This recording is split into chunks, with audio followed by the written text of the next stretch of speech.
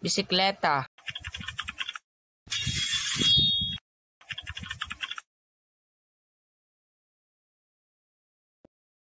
Uy!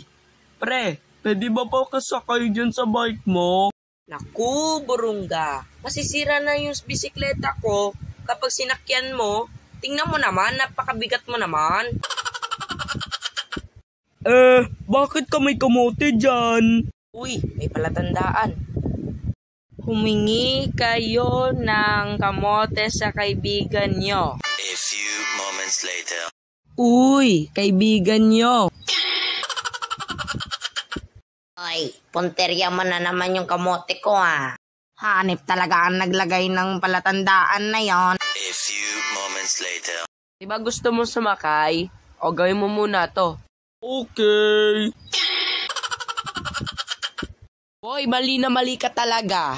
Di ka pa tatalikod. Di pa naman nagsisimula Nakatalikod ka kasi edi kumanta ka muna. Tapos, ganito.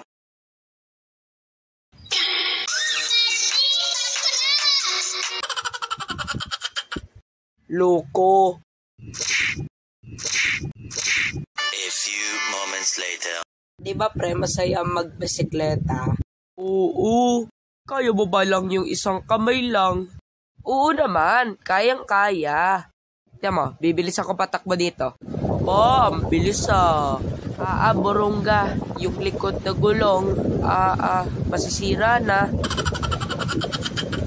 Sa sobrang bigat mo, yung weighing scale masisira mo.